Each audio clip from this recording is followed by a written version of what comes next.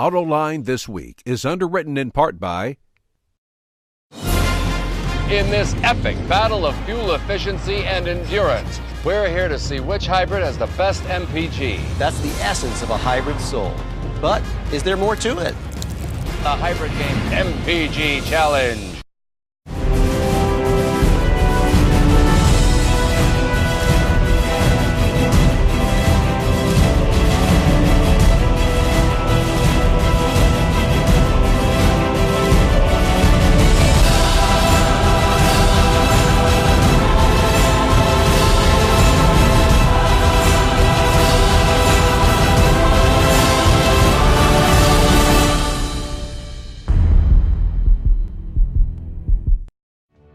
And now, here is your host, John McElroy. Want to thank you all for joining us on Autoline This Week, where the topic's going to be about how do you improve customer experience for luxury buyers. We're really going to be focusing in on Audi today. Joining me on today's panel are Megan Burns, the principal analyst at Forrester Research, or a principal analyst, I should say. Chris Consiglio, the general manager for Audi of Rochester Hills in Michigan. And Jerry Ward, the director for customer experience of Audi of America, out of their headquarters in Herndon, Virginia. Yes. And great to have all of you here on Autoline This Week. Thank you, John. Jerry, I'm going to start with you. Put you a little bit on the spot. Historically, Audi's been known for having great cars, even more so in the last decade and a half. But one of the downfalls I've heard from traditional Audi buyers is, I did not like going through the buying experience. Love the car, didn't like acquiring it, going through all that. What has led you to initiate this whole customer experience at Audi, and how does it address some of those concerns of people in the past? Sure. Great question, John. Actually, I mean, when we laid out our long-term strategy for the brand a few years ago, we identified where we needed to make improvements. At that time, we actually didn't have the product portfolio totally robust like you're talking about today. So we put a plan in place to improve the brand awareness and our consideration, and really improve the product portfolio and our dealer network, expanding our facilities and improving our facilities. We're in a really good place on a lot of those things right now, and our next lever really to pull on the machine is the customer experience. And if we want to become the #1 premium brand, we think we need to have the #1 product in the marketplace, the best dealers in the market, and the #1 customer experience as well, so that we keep our customers coming back year after year to Audis into the future. So, Chris, tell me how this is developing. I mean, you've got the dealership there. You're the general manager. What's this new effort like? How do you see it different from anything in the past? Well, we've been in Rochester Hills for 12 years now. We've always focused on customer service. Our owner, Idle Dom's slogan is "Service is our priority."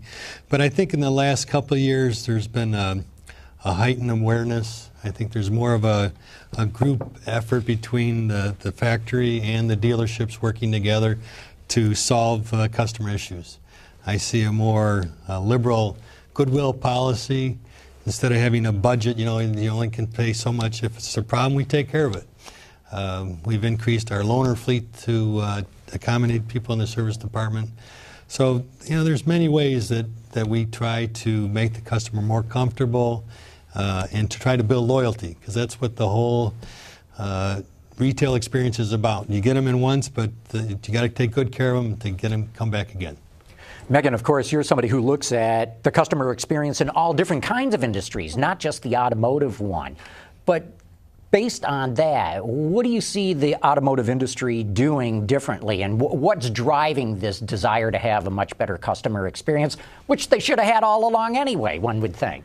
I think there are a variety of factors that are driving it, and many of them are things that are happening in the business community writ large, but are also affecting the auto industry. Part of it is that people's expectations for the experiences they have with companies are growing. So we're seeing better technology, easier experiences in a whole host of industries, and they carry those expectations over from one industry to another. Customers are feeling more empowered. They have a bigger voice through things like social media. They have access to more information than they've ever had before. So if they don't have a good experience, they have a greater ability to go someplace else. And so many companies are now focusing on customer experience as, first of all, a way to keep customers. We don't want the experience to be bad enough that we drive them away, but then also how can we create an experience that is good enough that we actually attract them and keep them. And so I think the size of the financial impact of that is changing because of some of the competitive dynamics that are changing, as well as just the focus on it, as Jerry said, when people look at how are we going to move forward. There are a number of companies who have done well on the product perspective. They've gotten prices as low as they're comfortable getting, and they're looking at what is the next way that we can differentiate, and they end up landing on customer experience.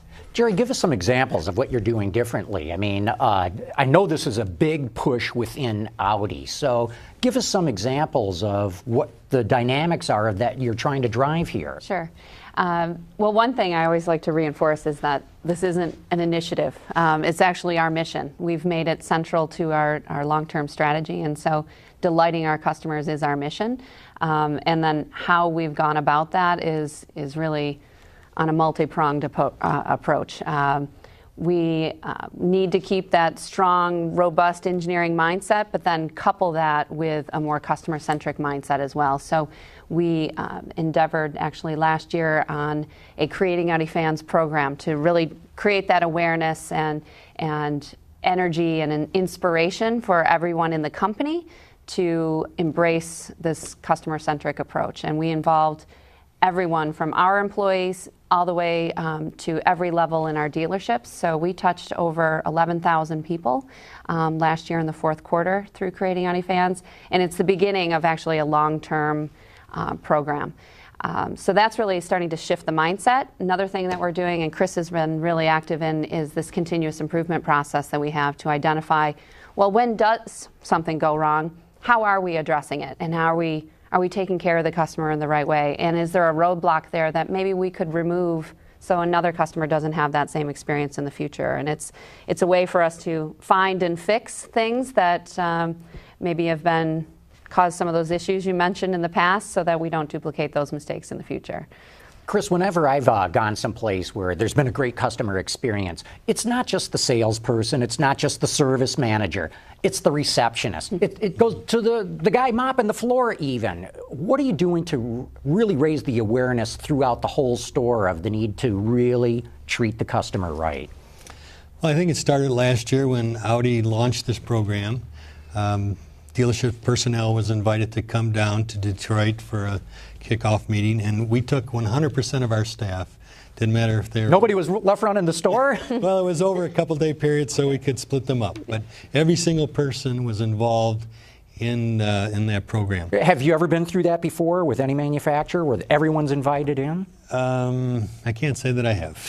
Very interesting. So there's an important difference in this effort. Yeah. And then another thing that we do now as a result of this is we now have an employee improvement team called Kundentisch, yes. Customer Table. That's a German term. A German term. So you're excused for stumbling over that. And we have one person from every department and actually from every function. So I have the receptionist, the car wash person, a service advisor, a service technician, a salesperson, someone from the general office.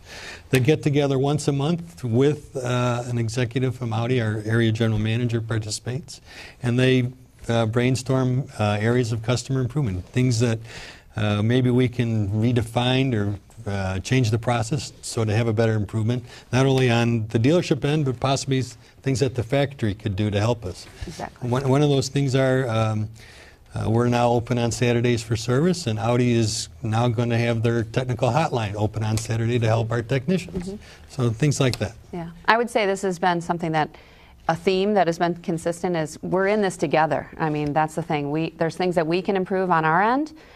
So how can we help the dealer, help the customer?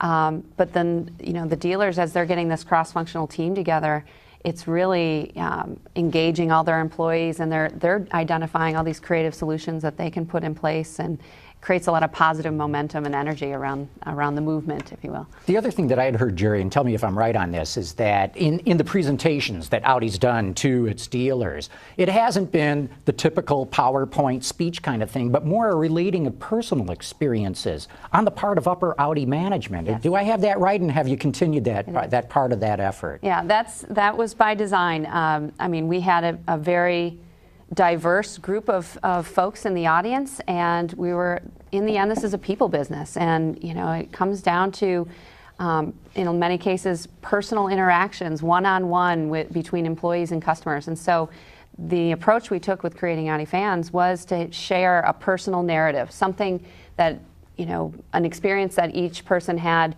that was relatable to someone in the audience. I ride a Ducati motorcycle. I told a story about how I bought my Ducati and I came out on stage in jeans and a motorcycle jacket. I mean, we didn't want this to be a typical business meeting. And then after we had that kind of compelling story to get people engaged, then we shared something that Audi's doing to make a difference in customer experience. And then we challenged the audience to think about something that they could be doing differently. And we gave them actionable things that they could take away that day and start doing things differently. And it impacted people at all levels of the organization in a very emotional and kind of personal level. Megan, you've dealt with all different kinds of companies then in this very thing. Is that the right approach to take, of using personal experiences to get people engaged in the process? I think it's a critical piece of the right approach. There are a lot of elements that have to be in place in customer experience, but one of the things that I think becomes a challenge, less so for the folks on the front lines like Chris's team, but particularly for folks in the headquarters of a company, is remembering that customers are people and being able to really empathize and think about the story behind the person when we think about what is the situation? What have they been through up to this point? So part of it is just encouraging people to step back and think about that story. Maybe ask some different questions. It's very common to see statistics about customers, but customers are not statistics. They're people. And the more you can bring that empathy into the picture, the more people on their own naturally begin to see things that make sense to do. Not because they didn't mean well before, but because we get so focused on getting done what we need to get done that sometimes we have to take a step back and say, let me look at this through somebody else's eyes. And just exercising and building that muscle inside an organization is really a catalyst for a lot of change that will be incredibly sustainable, because ultimately this is, for most companies, a significant change in the way they do business. And that doesn't happen when we dictate processes. That happens when we get people to do things differently because they now believe that's the right way to do it, and they do it whether the process says they should or not. Mm-hmm. And so this empathy piece is a big part of what creates that change, even as you bring some additional discipline and rigor to it through things like processes and policies. So there's kind of a yin-yang effect there, and that's an important piece of it. Chris, how do you do all this and not break the bank? As you know, cars are very expensive machines. They can be very costly to repair. Some people just come in and their expectations are, I've had a problem, just give me a new car. So how do you meet all these expectations without just spending a fortune? Well, with a lot of people, it's just being pleasant, and it's showing that you care and you're concerned. It doesn't always mean you have to write a big check, but if they see you really want to improve that experience and make it something special, a lot of times they give you a little more leeway if you do make a mistake, because you do have that effort. On the other hand, Audi has helped us out with some financial resources. We do have a Tier 3 marketing budget that I use to try to build relationships with our customers. Last month we had a private viewing of Iron Man 3 for about 250 customers at a theater in Rochester. And in July I'll take about 100 of our good customers, and we'll participate in the Audi Quattro Cup golf outing. And it's part of a large, supposedly the largest invitational golf tournament in the world. Yep. Because there's about 70 dealerships that are hosted individually, and then the winner of each one of those will go to Kiawah Island to play for the U.S. title, and then ultimately they'll play an international event. So there's different ways of trying to build those relationships. Without having to John, spend a small fortune. Yeah. If I can just interject here, I think the simple fact that you're asking that question speaks to a very common myth about customer experience, which is that it is inherently extremely expensive. The truth of the matter is that most customer experience improvements pay for themselves many times over because the cost of a bad customer experience is enormous. And if you haven't been aware of that, the cost has been there whether you realized it or not. If someone has a problem, you have to deal with it. If the experience of dealing with the problem isn't good, you have to deal with it again. You have to give a credit. Yeah. So what many companies are doing is saying, how can we prevent problems from happening in the first place? But there Becoming are proactive versus reactive, and that is going to be winning in every case. Yeah. So. But I also think, to Chris's point, this perception that customers will take advantage of this and want everything is not true. For many, many companies, when we look to companies that are known for great customer experience, it is often the little things. It is often the personal gestures. And so there's a phrase that we use in our research called empowerment with guardrails, where companies are saying, we want you to be empowered, but we also want to give you the skill to be able to understand what is the right degree and level of gesture to make in response to what happened without going overboard. And so Ritz-Carlton is a company that famously their associates have up to $2,000 per situation for customers to be able to deal with something. Their managers have up to $5,000. They don't spend that amount. But if an employee does something that they believe is right for the customer that's maybe more than was necessary, there's no stigma. They don't get in trouble for that. They then get some coaching that says, is there something else we could have done that maybe didn't spend this much money because you were trying to do the right thing by the customer? Let's find that balance. And I think that's something that a lot of companies are a little bit afraid of, but are starting to experiment with more and understand that the balance is much easier and better than I think the perception is. That people just think that if I focus on customer experience, it means giving customers whatever they want, and that's not the case at all. Jerry, I got to believe everybody in the business is doing the same thing. Lexus, they're considered the best at this all. Mercedes, BMW, Cadillac. Now Lincoln's talking about its special customer experience. What will separate Audi's customer experience from all these other efforts?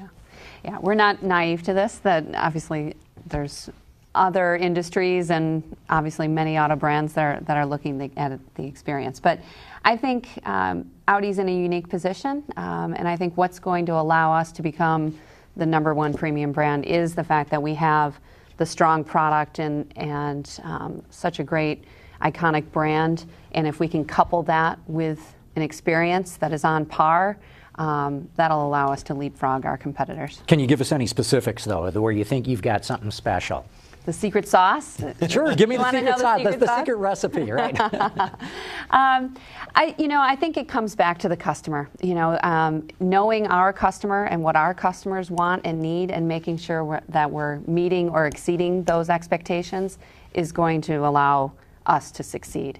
And the reality is, in some cases, what the BMW, Mercedes, or Lincoln customer needs is different than what the Audi customer needs. So we really are trying to put this always in the voice of the customer, put ourselves in our customer's shoes, and make sure that we're meeting or exceeding their expectations. And so, as we develop new experiences that the brand rolls out, they're going to be grounded in the things that our customers are looking for. Megan, going back to your point that you don't just have to give the customer anything, the brand that actually impressed me the most on the whole customer experience was Saturn. And the reason it impressed me so much was these were pretty much entry-level cars. We're not talking Lexus or Audi or whatever happens to be luxury brand. They made it work at a much lower level, to the point where I knew people who said they loved going to the dealership. Yeah. And that's the first time I had ever experienced people saying that. Yeah. So what is it that really clicks with somebody that goes, wow, these people are terrific? Good is in the eye of beholder when it comes to customer experience. And so the secret sauce for companies in developing customer experience is picking the right customer experience strategy, the right vision. And that really sits at the intersection of what your customers want and what you as a company are trying to be. So we often talk about your brand makes promises about the experience that you're going to have with a company, and then it's up to your employees to deliver on that promise. And what customers really want is alignment between those two and consistency. So a lot of people are surprised to learn that the very first year that we ran our Customer Experience Index, which is an annual benchmark of experience quality, Costco came out on top. Beat Apple, beat all these other brands, but the experience you get when you go to someplace like Costco is completely in line with what you expect. If I suddenly walked in and found high-end finishes, it would feel out of place. Right. You how can they walk into a warehouse? Yeah. Right? How can they keep prices low? There's some people actually find that fun. But that's really, we talk about that as customer experience strategy. It's about finding the right balance. And so, if Saturn knew who they were trying to be and what kind of experience their customers wanted, which is not what an Audi customer is necessarily going to want, then that becomes the perfect fit. So there's a customer strategy component, which is who are we going to go after in the marketplace? And then from that, and who do we want to be as a company? And then from that, you can derive a customer experience strategy that says, as a result, this is the kind of experience we should deliver. And then it becomes, how do we build an execution machine to deliver that consistently day in and day out? That's the secret sauce. Easier said than done. That's right. I'll bet it is. Jerry, my understanding too is, even though we've been talking mainly at the dealership level, that you're going through a whole bunch of training and whatnot internally within Audi as well. Why so, and what's the difference between what you're doing with your dealers? Well, actually, you're right. We've wanted to start from within and lead by example, but all the same training and experiences that our employees from the dealerships go through, our headquarters and field personnel also go through. So there isn't, there's some nuances where, especially if an employee doesn't interface with a customer directly, we're trying to create those connection points so they realize the policy they create, the program they're developing, how that ultimately would impact the customer. But we've engaged our employees in the exact same programs that the dealership employees have been engaged in, and that was important to us because we're all in this together. The proper mindset internally that you're doing it? Absolutely. And it started with the immersion events that we had last year, and now this year it's continuing with experience workshops where we bring people in, again, in a cross-functional nature and really start to hone some of these customer experience skills, if you will.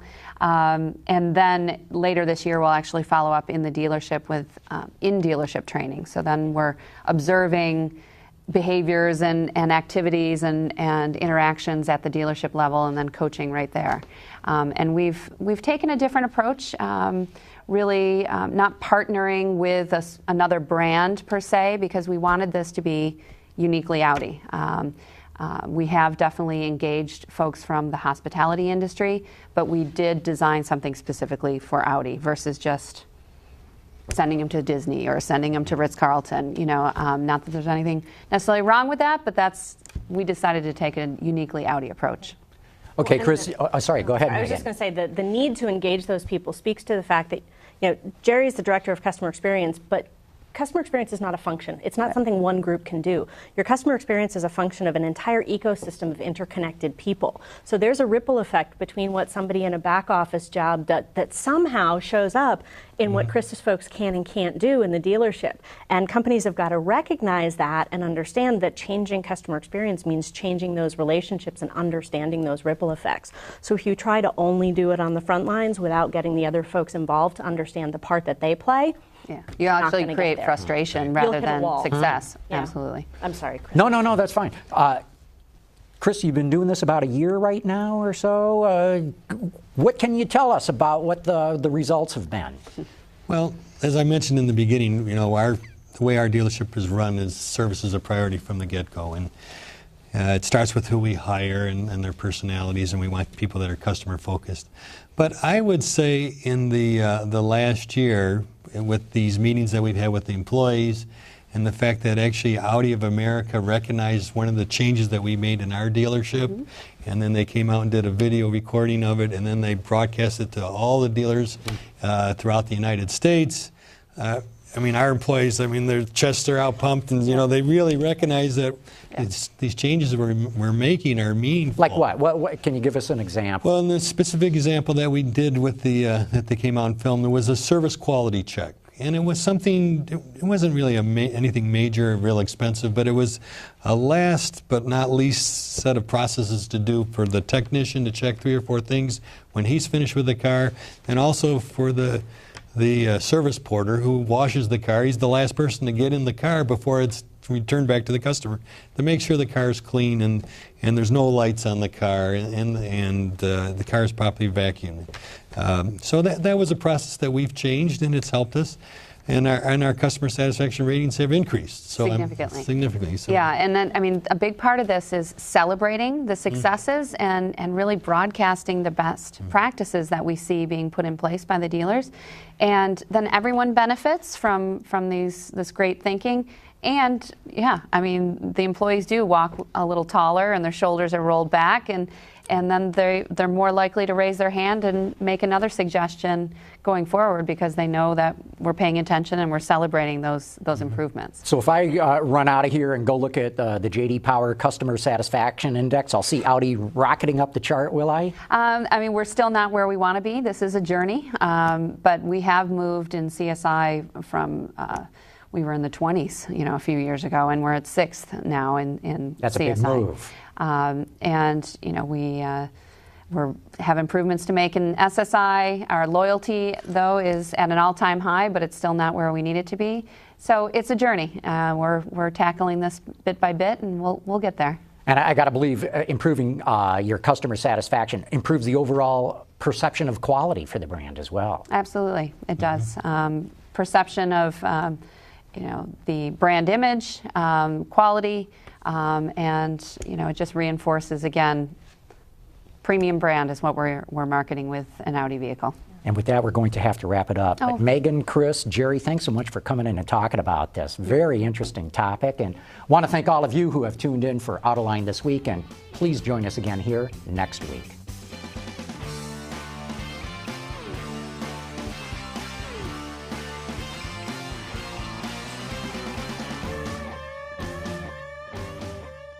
Autoline This Week is underwritten in part by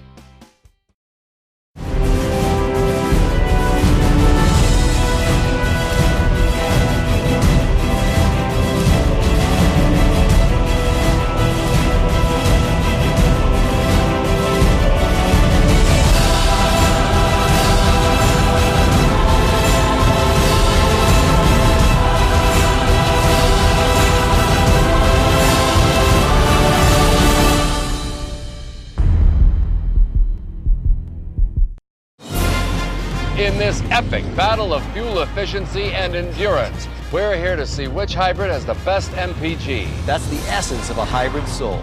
But is there more to it? The Hybrid Game MPG Challenge.